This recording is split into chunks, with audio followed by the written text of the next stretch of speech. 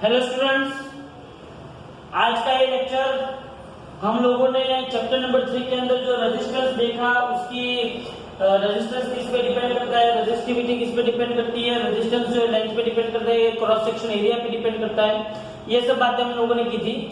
पिछले लेक्चर में I think हम लोगों ने रेजिस्टिविटी, कंडक्टिविटी, रेजिस्टिविटी देखा था, दूसरा क्या देखा था हम लोगों ने, कंडक्टिविटी देखा था। और उसके बाद अगर बेसिकली हम देखना चाहे तो रेजिस्टिविटी और हमने रिलैक्सेशन टाइम के बीच का एक रिलेशन डिराइव किया था। रेजिस्टिविटी एंड रिलैक्सेशन टाइम के बीच का जो रिलेशन है rho is equal to m upon n e square tau. याद करो, ये रिलेशन हमने डिराइव किया था resistivity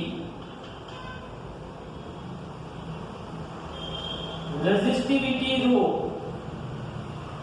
and relaxation time.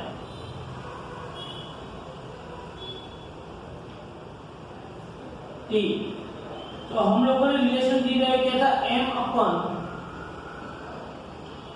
n e square term. ये रिलेशन हम लोगों ने डिराइव किया। वेल, बात ये है कि ये रिलेशन कहना क्या चाहता है, पहले तो मुझे वो समझाओ। Rho is equal to m upon n e square term, ये रिलेशन कहना क्या चाहता है? तो यहां पर अगर मैं देखना चाहूं तो मास ऑफ इलेक्ट्रॉन m है, वो क्या है? कांस्टेंट। नंबर डेंसिटी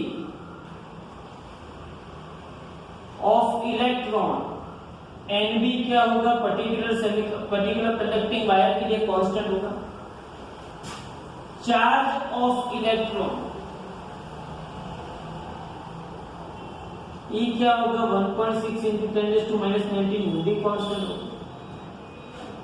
तो अगर आप यहाँ पे प्रॉपर्ली देखें, if you can see rho resistivity जो है, rho resistivity is directly proportional to, या तो inversely proportional to tau. Tau मतलब क्या है? रिलैक्सेशन। मतलब ये कहना क्या चाहता है? This want to say that relaxation time, if relaxation time is increases, relaxation time अगर इंक्रीज होता है तो रेजिस्टिविटी क्या होती है? डिक्रीज होती है। If relaxation time is increases, the resistivity decreases, relaxation time increases and resistivity decreases. Now this is indirectly the effect of temperature change.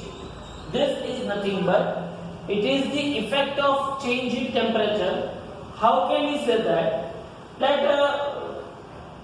you know that electrons are moving in a conductor with particular speed.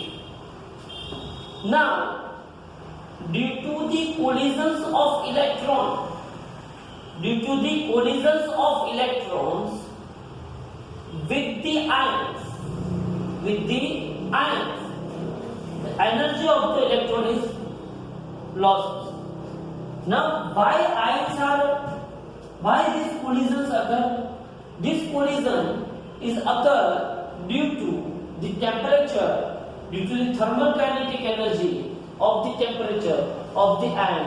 अब यहाँ अगर temperature बढ़ेगा,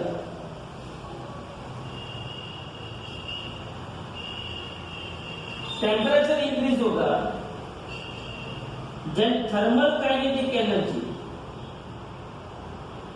of ions are also increase. अगर thermal kinetic energy increase होगी, then oscillations और vibrations, oscillations or vibrations of ion is also increases, और oscillation और amplitude of oscillations and vibrations of the ions, मतलब कि वो ऐसे बड़े बड़े oscillations करते जाएंगे, बड़े बड़े। जैसे थर्मल काइनेटिक एनर्जी बढ़ेगी उसको oscillation भी क्या होते जाएंगे? amplitude of oscillation भी क्या होते जाएंगे? बढ़ते जाएंगे। जैसे जैसे amplitude of oscillation बढ़ते जाएंगे, then उसके साथ साथ collisions of electrons with the ions also increases. Also मतलब आयंस के साथ इलेक्ट्रॉन्स के कोलिजन भी बढ़ते जाएंगे। अब जब आयंस के साथ इलेक्ट्रॉन के कोलिजन बढ़ते जाएंगे मतलब क्या हुआ, इलेक्ट्रॉन एक आयन के साथ कोलाइड हुआ, इलेक्ट्रॉन एक आयन के साथ कोलाइड हुआ, तुरंत दूसरा आयन के, क्योंकि रिलैक्सेशन टाइम सी आयंस के collision of the electrons with the ions are increases. एक आयन के साथ उसका कोलिजन हुआ, तुरंत दूसरे आयन के साथ, तुरंत तीसरे आयन के साथ, तो मतलब कि इलेक्ट्रॉन्स कंटिन्यूअसली आयंस के साथ कोलिजन करता रहेगा। इलेक्ट्रॉन का कोलिजन विद आयंस बढ़ता जाएगा, इसका मतलब है कि collision of electrons with ions also increases. अब कोलिजन बढ़ा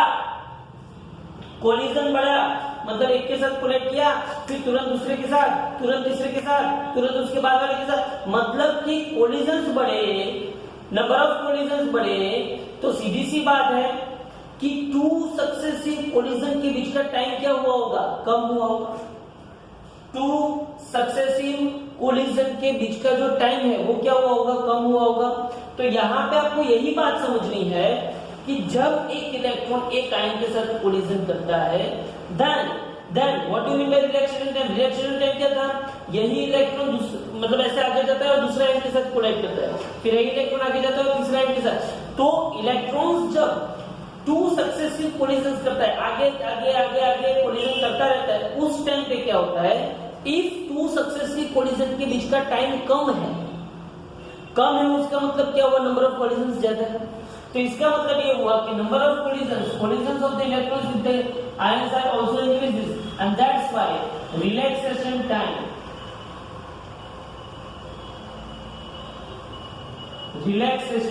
डिक्रीजेस। रिलैक्सेशन टाइम क्या होगा, डिक्रीज होगा।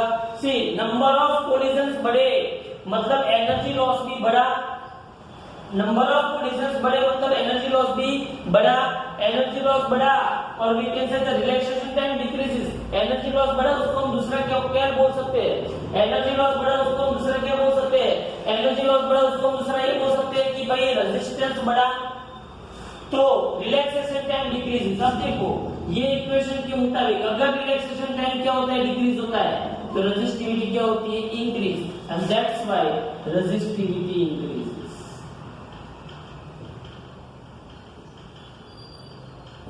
मतलब कि resistance of the conductor increases. पता चल रहा है मैं जो बोल रहा हूं, ये इसी इक्वेशन के ऊपर से हम ये सब डेटा ले, मतलब कि अल्टीमेटली क्या हुआ, अल्टीमेट स्टेटमेंट ये हुआ कि स्टार्टिंग कहां से हुआ, टेम्परेचर इंक्रीज हुआ, तो एंडिंग कहां पे हुआ, resistance of the conductor increase. तो कंडक्टर के अंदर यही चीज होती है, कंडक्टर के अंदर क्या होता है, in a conductor pure conductor temperature increases will give the increment of resistance also increase। मतलब कि टेम्परेचर बढ़ा तो रेजिस्टेंस बढ़ा, टेम्परेचर घटा तो रेजिस्टेंस घटा। ये किसके अंदर होता है, कंडक्टर के अंदर। बोलो समझ में आ रहा है मैं जो बोल रहा हूँ। तो हमने लास्ट टाइम पे जो इक्वेशन डिराइव किया था वो इक्वेशन रेजिस्टिविटी रो इज मतलब resistivity rho and relaxation time T, इन दोनों के बीच का रिलेशन था। Resistivity rho and relaxation time T, इन दोनों के बीच का रिलेशन क्या था, rho is equal to m upon n e square tau, rho is equal to m upon n e square tau. अब मैंने यहाँ पे लिख दिया कि मास ऑफ, सिर्फ मैंने ये इक्वेशन को सिर्फ समझाया है। ये इक्वेशन के ऊपर से हम लोगों ने टेम्परेचर एंड रेजिस्टेंस के बीच का एक रिलेशन एस्टेब्लिश किया। किसके बीच का, टेम्परेचर एंड रेजिस्टेंस के बीच का एक रिलेशन एस्टेब्लिश किया। क्या रिलेशन है कंडक्टर के लिए, कि अगर टेम्परेचर बढ़ता है तो रेजिस्टेंस बढ़ता है, और अगर टेम्परेचर घटता है तो रेजिस्टेंस भी क्या होता है, घटता है।